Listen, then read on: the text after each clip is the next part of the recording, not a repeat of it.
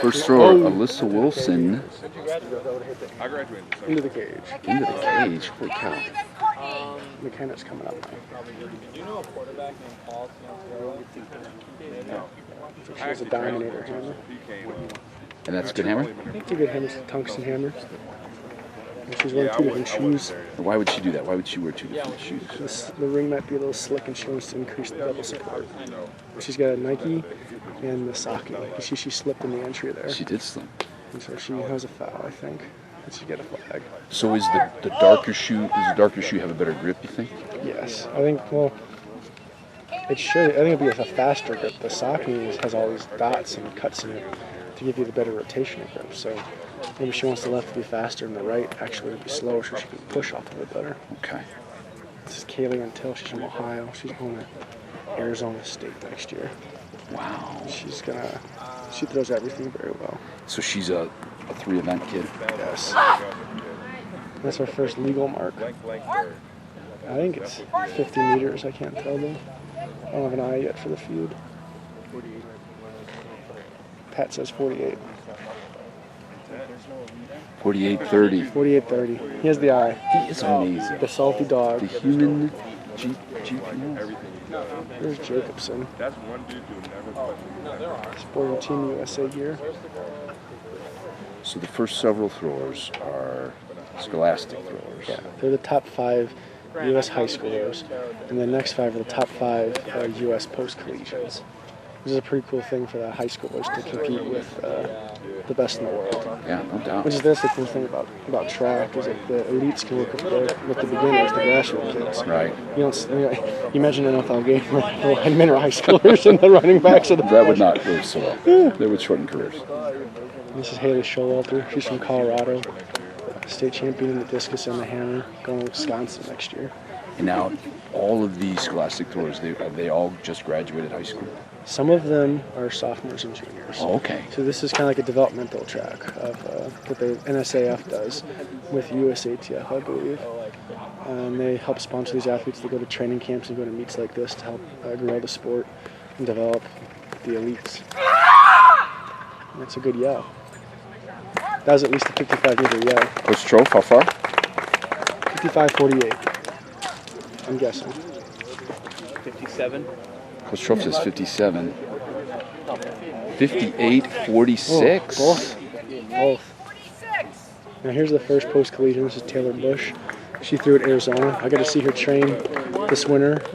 In December, did a camp at the University of Arizona in Tucson. I think she's thrown 65 to 67 meters. And how long has she been out of college? This is her first year out of college, I think. And that's a nice start for her. That's got to be 60, I think. And do we know where she trains now? She's still in Tucson last time I checked. We'll see how that goes in the future. 64. 64. I gotta get an eye for this. This is Kristen Smith. She trains at the Chula Vista Center with Mac and Art. Does Art coach the hammer throwers there? I believe he does. I'm not entirely certain. So he coaches, I mean, obviously shot put. The shot put in the discus. Discus. So he's coaching all of them. Mm-hmm. I think he does. He's a great mental coach. Is the biggest overarching thing. He prepares them mentally and emotionally. Yeah, Art is kind of a get-in-your-face type of... And they respond well to that. These are blue-collar athletes, and they like having that. Yeah. 2, 3. The thing I really like is that she's the first thrower not to be wearing a glove. Oh, that's tape on her. She just has tape on her. Everyone else has leather gloves, and she just taped up her fingers. Why do you think that's a good decision? Because she didn't have a better connection with the implement. That's 67-11. That's a really good mark. This is Brooke Pleasure. She's originally from Michigan. She threw at Bowling Green. I believe she finished second at NCAA's this year. So Brooke is just out of college. She's just out of college. She's fresh, post-collegiate. Hey, going back to the hammer glove thing, so do you encourage your athletes to use tape and not the glove? We use gloves and tape. We take a high quantity number of throws, heavy implements and light implements, so the speed and the weight really cuts in the fingers. So we use tape and the leather glove just for protection. And in competition, do you encourage them to use tape or a glove? Both. 64, 68. Does it depend on the athlete? Yeah. I've had athletes who don't wear gloves at all and don't have tape at all. A.G. Kruger just uses tape. Sometimes he uses an Nishi glove. But you can see Brittany's also just using tape, it seems. And again, that would be just like to have a better feel. Yeah, just to Yeah, I get never handle? used the glove in the handle. Because you made it hard to feel the handle. Yeah, I really like better grip. Brittany's sponsored by Oisley, and she works out at Chula Vista with Art. She's being coached at Eric.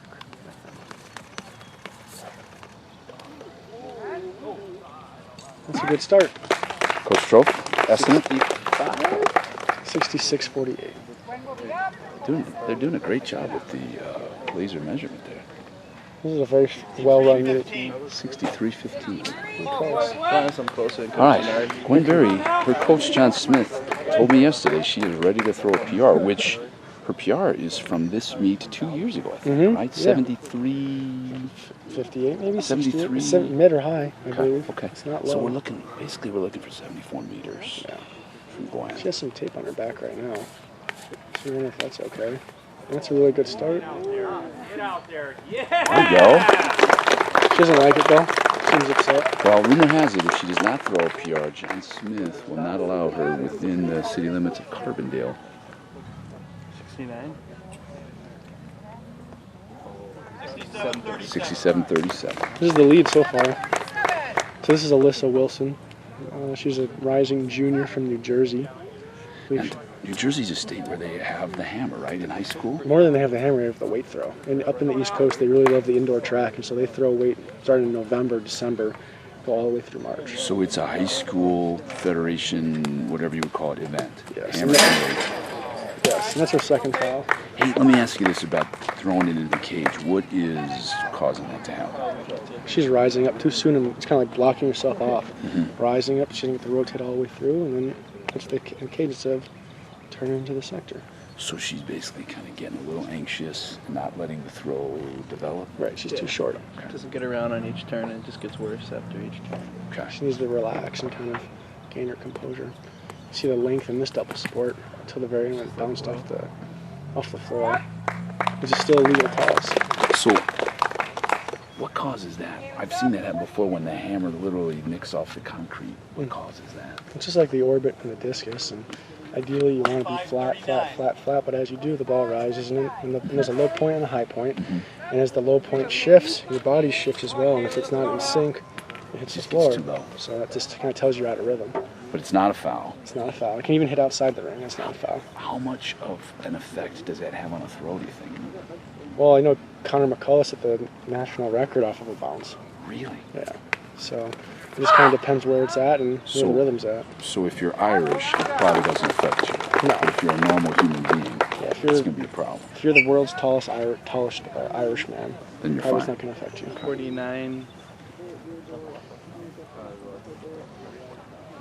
50. 50-09.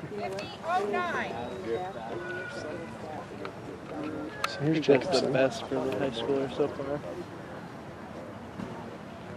1-2. We're in the same shoes and a glove. Her winds are violent, and she stands up tall out the back. She nicked The low concrete point as shifts, well. and she hits the cement. And she throws left side. It's a little bit out of control. You saw it. She slipped in the first throw. You saw she rises up, the low point shifts, she hits the ground, and that's it. So you have to have a lot of patience in the hammer, it seems like, to make it through 3 or 4 turns without getting jumpy. Right. You have to have the longest muscle type to be a hammer thrower. The shortest muscle type is either javelin or shot put. And the longer ones are discus and hammer. Here's Haley and the big Wisconsin bow.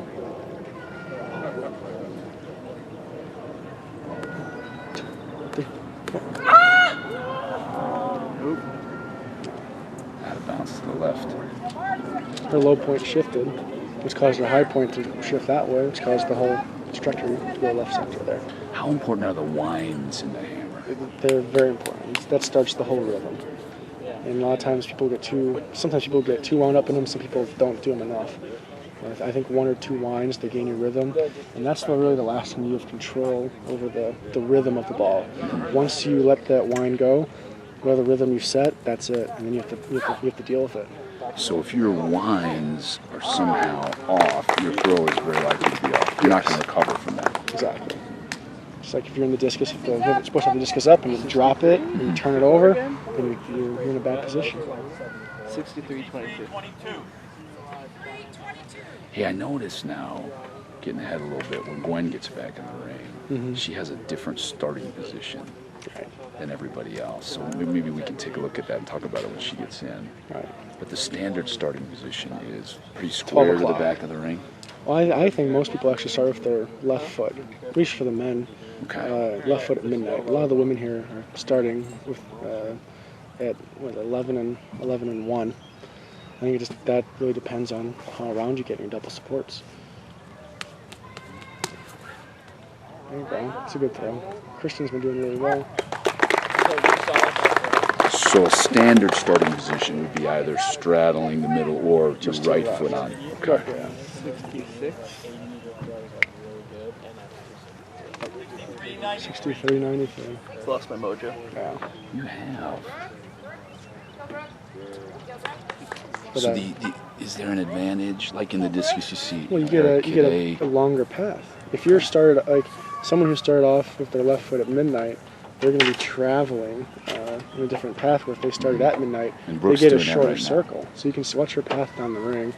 When she turns, she actually gets a greater distance. There's more area to go across by starting off to the side.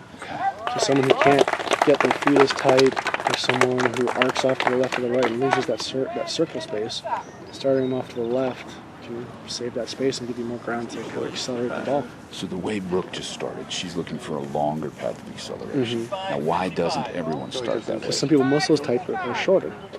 So at the end of the day, it comes down to what your nervous system can do, what your bone structure is, and how your muscles are able to relax and accelerate the ball. So it's finding the right position, the right hip height, the right shoulder width, the right rhythm for the winds. What's suitable to each athlete. Yeah, so you start off with something basic, and then over years it mutates into something good.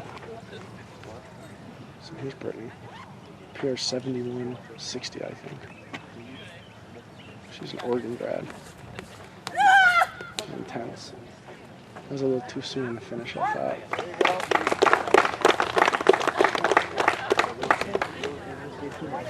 Is Jason in here? Because he's going to NACAC. So he's training for that. What do we got here? 67.01. So 67s across the board for the top 4 women, I think, at this point. Come on, Gwen. Taylor's done 64. Gwen is looking to go well over 70 meters. She's supposed to PR. She's supposed to go 74. Let's see if she can find some rhythm here. Nate Dyer? I guess you can say I'm his coach. I train with him. Yeah, I'm the GA. I can't technically. Gwen starts very off to the far left. She's extreme. Yeah. But she has a very unique flat orbit. If you see it's flat, and then now you see it went off to the far right sector. Yeah. Typically what happens in that last turn, she gets super steep, and that low point shifts all the way to the left sector, and she bombs down the middle left sector. So she didn't get all the way through on this throw. So she was a little, she jumped that one. She jumped again on that one. And that's the furthest throw. 69-60. 69-60. And here comes Alyssa. When they did this a year or two ago, they had it every other order. So there was a high schooler and then an elite. And high schooler, and that was pretty fun, but this is good too. And they get 6 straight throws, I believe, so I think you're right. no pressure. Either get the throw for your heroes. Okay. Just took her. That's her first legal mark.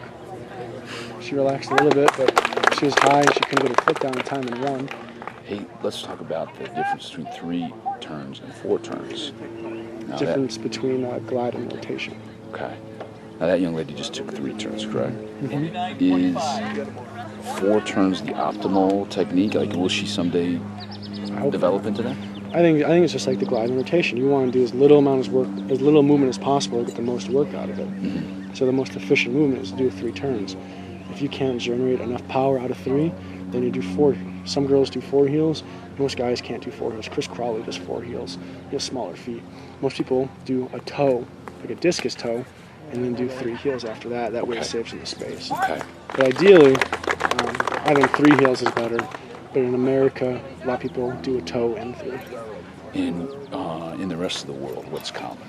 I think 3 heels is the most common. What do you think, Pat? I'd say probably 3 heels. Yeah. Or a toe and 3 heels, kind of. Those are the two favorite. It's very hard to fit 4 heels in a ring. If you think about every turn is a 2 of your feet length, so that's 8 of your feet inside the ring. So it's a shot put ring, so it's pretty small. So only girls can really do it. I'd say in the men though, most of the Europeans are 4 turning. Really? But doing toe and 3 heels. I think the world record's on the 3 heel, isn't it? I believe so. See how high she is there? Out of control. She is a little bit lower. So does that start at the back? We're talking about the winds. Is she a little... She's got to flatten it out the wind as she comes around 1. There you go. Okay. So you can tell right away that her timing's off. Yeah, you're progressively going to get steeper, so you want to start flat. Yeah, moderately flat. Just keep going. Ooh. Someone's really excited. They want some fireworks off. We're on the mean streets of Naperville, Illinois here, so just disregard that gunfire. She had really nice turns on that one, I thought. She disregarded it. That's showing some that concentration, huh? No, yeah, I think that probably fired her up a little bit.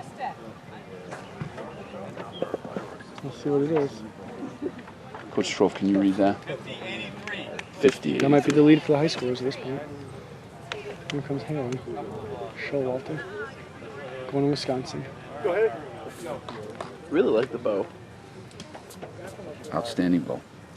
Looks like it's Wisconsin red. I think she's using it to counter the weight of the ball, actually. Is that legal? It might be illegal, actually. We should get a rule book. Yeah, someone may issue a protest. And that's just out of sector. That would have been that's 53, 54. Here comes Taylor Bush. Now, how far does a high school kid have to throw the hammer to get Division I interest? A girl? A female athlete? Girl, yes. I think if you get a girl who's throwing 48 to 50 meters, that's where it kind of starts at for Division I. And I think most of these girls are throwing 50 right now. Most of them have thrown 55 mid.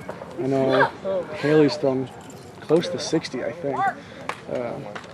And she's the top, one of the top 4, I think, in the nation. So 50 to 60, I think, she's the. And as a college coach, it's a pretty small pool of high school hammer throwers to pick from, right? Yeah, but I think a lot of us look at the ones who aren't throwing hammers, see if they can throw a hammer. We look for the diamonds in the rough. That's who a lot of the hammer throwers are. The kids who, they have all the work ethic, they have all the body control and awareness, but they're 5'10" and they have wingspans, 5'8". It helps if they have longer arms, but a lot of times those shorter kids have that lower center of gravity. They can do turns better. Was it Brittany Smith? Wasn't she one of those? She might have been. Brittany, I think she threw 43, 44 feet in high school in the shot put and ended up throwing 70 meters in the hammer. Not too shabby. And I don't believe Bingson threw the hammer She was in a high school. 42-foot shot putter and a gymnast in Las Vegas when Greg Lawson found her.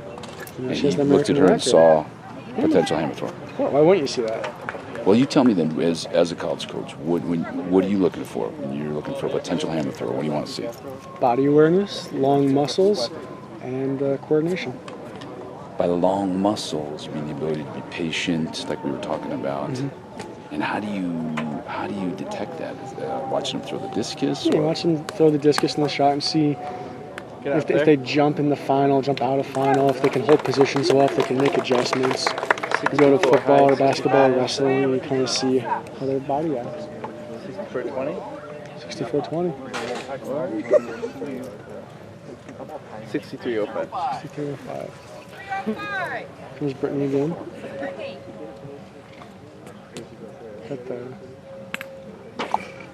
She has a Nishi handle. I don't think it's a Nishi elbow.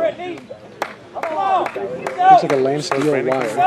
That's the fun thing about the hammer. You can mix and match things. The wire and the handle and the ball. So you get different lengths and different weights. Well, let me ask you about that. What is the range of the length of the wire? Because that would have a big influence on how far you can throw, wouldn't it? Well, each age group and each gender has its own. And that was a big one. Each age group and gender has its own range that the hammer can be in length. Okay. And a lot of people will say that the longer length will give you more advantage because it has a greater radius and you get more work out of it. But a lot of people will say having the shorter wire is advantage because you can really rip on it. You have to have good technique. I think I know someone in college whose short wire PR was further than their long wire PR. I don't know who that was, but it could have been somebody. It's up to the athlete, but there is a range. And it's all about mechanical advantage. Come on. Hold it. There you go. There you are. I'm gonna go 72-20. 7150. 7150, guesses her temporary coach. Wish you'd seen F40. It's still good though. She's not happy though. She isn't. She's got to throw a PR today to be happy. Hey, so at the Olympic level, do athletes use different lengths of wire? They have to. I mean, I think the other thing you have to look at is there are limits on the size of the balls and on the handles. Yeah. But again, there's a range. And so there's different handles and different balls. There are different diameters. And so there has to be different wires to match those. Okay. And so certain wires only match the certain handle and ball to get the certain length that you have to have it to work. So when you check in your hammer, so you're going to the Olympics, you check in your hammer, they measure the length of the wire. The end of the handle and the diameter of the ball. And then they measure the weight. And there's certain parameters that it has to follow. Basically, there's like a nail on a wall, and you hang it up on there. It has to be within a certain range, and then they measure the length of the handle. Because you can also, if the handle's too wide, that's what they used to do in the weight throw. You used to have like a 2-foot long handle, and you could hold it by the long side, and it extends the length of the hammer with the weight, and they're getting advantages out of that. So that's the scary thing. I think most people's preferences at that level is try to find the longest hammer you can find. Really? Just because the longer the radius, the farther it goes. I think Lance Steele said that in that tape you gave me. He did. Yeah. And Lance Steele would know. He's pretty good. He was decent. Haley's up now. I know there's been a controversy over the years about the indoor weight and the bag and whether or not the bag gets stretched out and increases the radius then, right, of the implement. But there's no similar controversy in the hammer. Oh, well, there is. I think because I mean, at the end of the day, that wire is just steel, and just like how that steel was bent to make the winds on it, as you move on it, it can stretch out. Okay. And so you can have put a new hammer wire on, hang it up, measure it, weighs in, and after 2 or 3 one of those, it could stretch an extra inch. That's interesting. So that's why after they set a record, they always measure implements afterwards too to make sure they still represent. So if it has stretched out, then the record is disallowed. I would say so. Doesn't happen. So we had 48 on that last throw. Wait. 51-47. 51-47 for that last throw. Okay. Here's Jacobson. The new lead. She had good turns in the last throw. See if she can capitalize. Pretty sweet jersey. Yeah. I like the technique. It's nice. I'm gonna go 51-07. And what year is that young lady? I'm not sure exactly. I don't think she's a senior. I believe she's going to be an under junior. It's a good throw. It's a solid throw.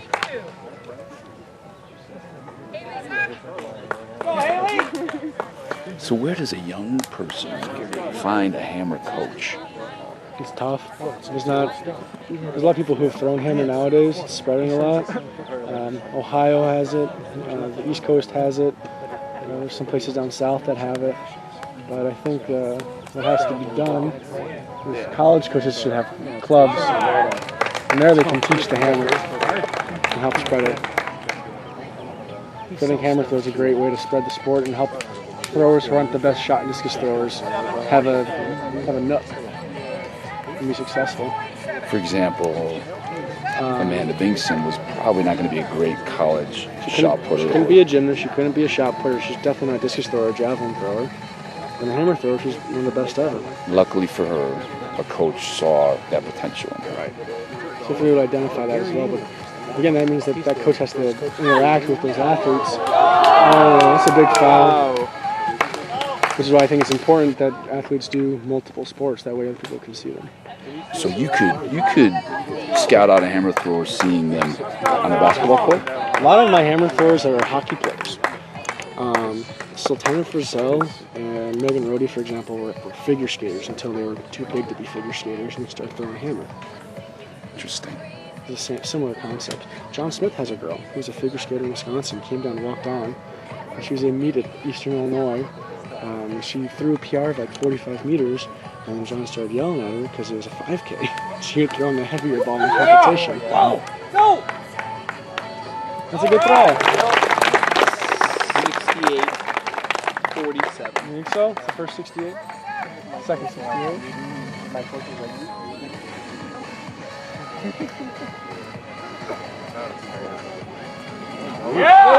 What is it? 68-90. 68-90. When is It's it? in second. 69. 69 second. There we That's a go. good PR. Tom's excited. Tom is always excited. He loves this. There's Brooke. Oof, did you see that in 3, how her leg strained, she piked up and she fell off? She could sink on that leg. She would have had a shot to really come off on that. How long does it take for an athlete when they're new to the hammer to develop a full 3-turn throw? Well, it depends on the athlete. I've had athletes who learn in 15 minutes, I've other ones who take a year. So you've had athletes who literally in one session could complete a 3-turn throw. Yes. I think that's one of the keys is, I don't know, when I teach the hammer, I have them do fulls right away. I don't break it down into little drills where they do whines and then this and that. I say, turn your heel 3 times and see what happens. It starts out real ugly. It's ugly as heck. But over time, it finds itself and becomes more pretty. But that develops an initial sense of what a full attempt looks like. So you think that, you feel like that's a quicker route to the full throw? I think it's a more Jump right in. holistic route. Okay.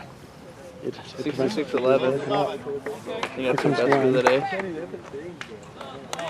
Come on, Gwen. We'll see if Gwen can hit it right in 4. Go, Gwen.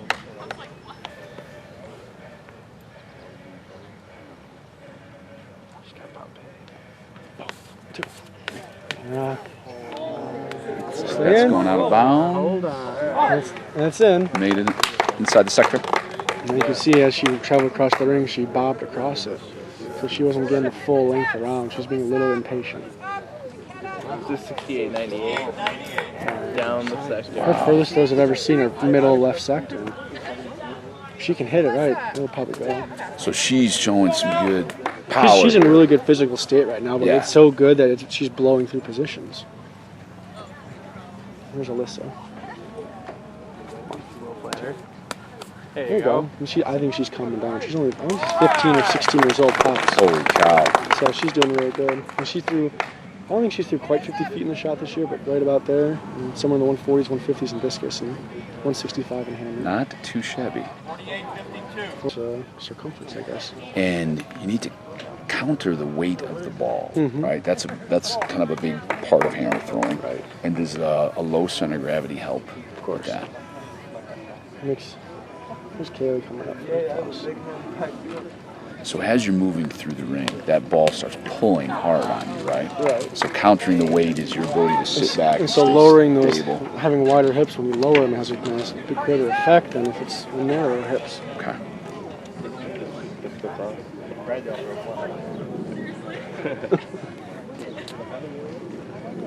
Feeling good?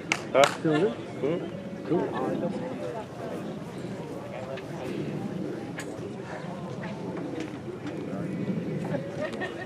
She went up again. Oh, the birds almost got it. Out of bounds. You can see, we're out of 1 right there. Her legs pike up.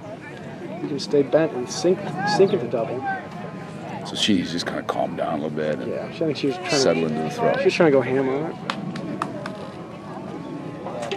Now, how about in the weight room? When you're training a hammer in the weight room, how is it different than training a discus thrower? You don't have to bench. We don't ever bench really. If you're exclusively a hammer thrower, no need to bench. I don't think so. Maybe for some general strength, but specifically, you do pulls and you do twists. You work the torso and the legs and the traps. So a lot of, let's say, clean pulls from the floor, that type of thing. A lot the clean pulls and snatches. And again, one of the things is, like I said, they have to have longer muscle types. So for hammer throwers, sometimes you do more sets and reps than you would have done for a shot putter who needs shorter muscle types, like 3s and 5s. Do you know what I mean? What was that throw, Coach Troff? 59-17. That's the leader of the high schoolers. Nice. Going at it. There you go. Hold it. Get out there. All right. So what's a typical weightlifting workout for, let's say off season, someone who exclusively throws the hammer? You come out to practice and take 20 or 25 throws of a light ball or a heavy ball. And you go in the weight room and do 4 or 5 sets of power snatch from the floor. Follow up with some good mornings or RDLs. And do some torso exercises, sit-ups and V-ups, plate twists, and end up with some front squats and some jumps maybe. And those would be typically the exercises you would do throughout your training cycles, throughout the whole year. Yeah. Developing the quad muscle is very important here because if you think about it, it's not just, shot put you have like one rotation, a step in rotation. And here you have 3 or 4 rotations. So you have to be able to put that foot down and stop and accelerate and rotate again. So quad muscle development is very important. Quads, obliques, and traps. And the snatch would sort of imitate the low to high finish. The finish. So if you look at the motion, the hammer finish is just a rotational version of the snatch. And so when we do snatches, sometimes we'll do close grip snatch to keep our hands together. So it imitates that specific movement a little better. Got it. There you go. You can see that in between 3 and 4, she rose just a little bit too much. She went up. Yeah. If she could sink and go down a little bit lower, she could have kept going. It's still probably her best throw today. And that would be akin to in the discus opening up early, not hitting a wrap power position, that kind of thing. Yeah. Was it? That's a good throw. That's close to her PR, I think. Excellent. She throws 70 this year? She's a college leader, right? She threw 68, 69, I think. And she was the college leader going into June.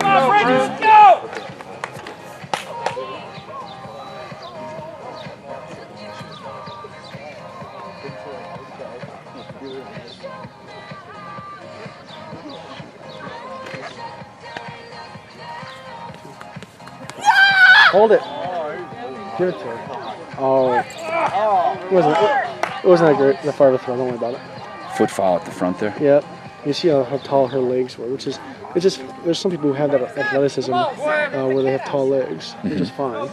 But having that tallness gives you less control, I think, and makes you go a lot faster, but you lose control.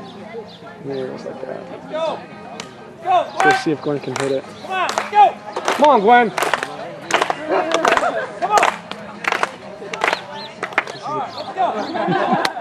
Gwen does not want the crowd clapping. Come on, Gwen! No clap up for Gwen Berry.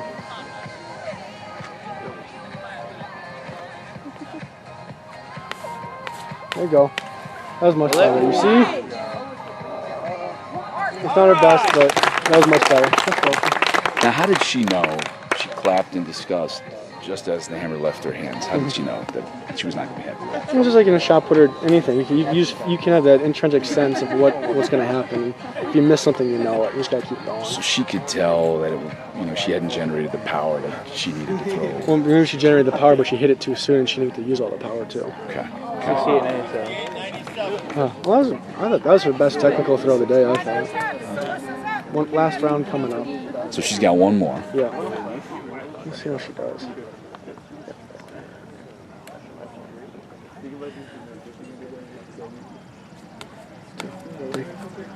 You saw she kind of started rising up, and that's why she threw down the second. But she really evened out from how she was at the beginning. She had 3 fouls to open the meet, I think. Yeah, she caged a couple to open up, right? So good job, her. Kind of relaxing. 51-89, it's a good throw. Dad high fives up in the stands.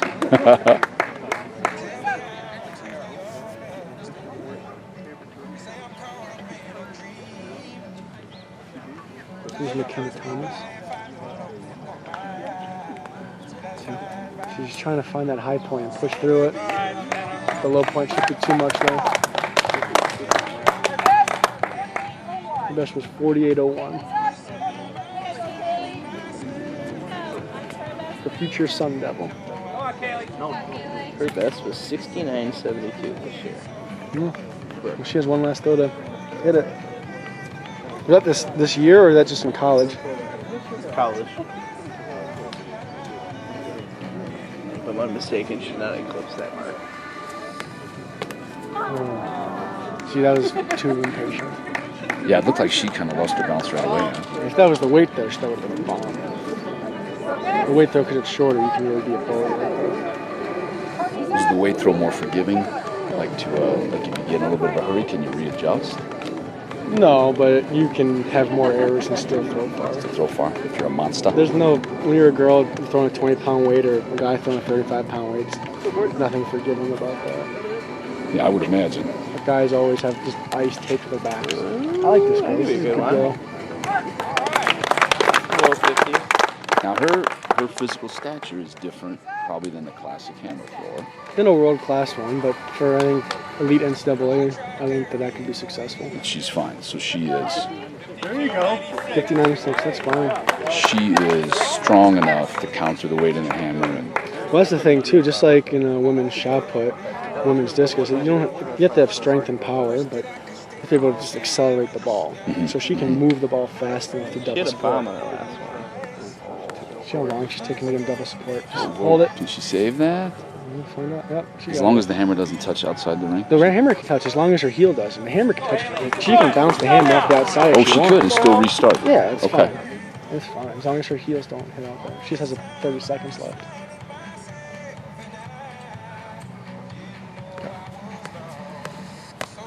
She's very powerful, but I think she takes too long to get in double support. It's too slow.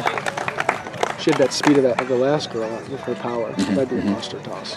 But a lot of potential there. Yeah, she'll be in nationals a lot the next 4 years.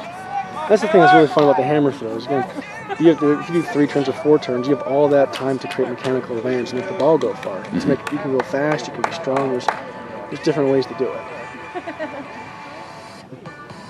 Here comes Taylor Bush.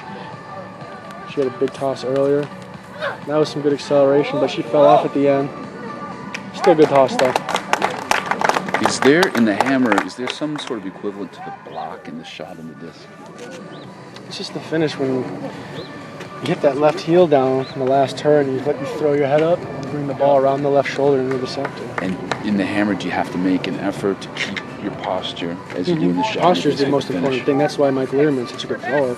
He has all these really long limbs. He's able to stay away from them, so he has the orbit is like 30 feet or something like that. It's insane. Posture is key. That's why you have to have good back muscles. That's why the RDLs, the good mornings, the front squats are good for the posterior chain. The thoracic spine is key. Kristen didn't like that song, so she's going to wait. Pulling out the big words today. English Yes. major. English major. He's English got the major. thesaurus app up on his phone right now. I said thoracic, you not were wondering. thesaurus. I think that was a movie, wasn't it? Thoracic. Thoracic world. Yeah. That could be something. And you can see out there? in 3, I don't know. I didn't get her right foot down soon enough.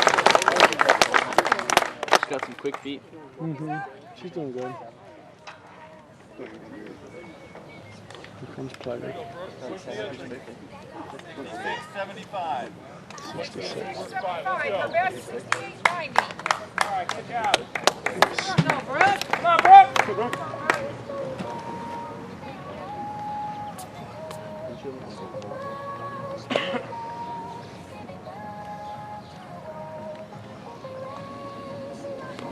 So I like how she sinks, but then she rises in 3 and 4, and that was no good there. You see in 1 and 2, she sunk. I love that. That's awesome. That's Sadiq Fitzgerald 10. But in 3 and 4, she rose and she lost all the way. It looks like she felt that happening, huh? And that's why she kind of gave up. She was just, Yeah. Her last one was Brittany can go on it. yeah, the one out almost out the second. She's in 3rd.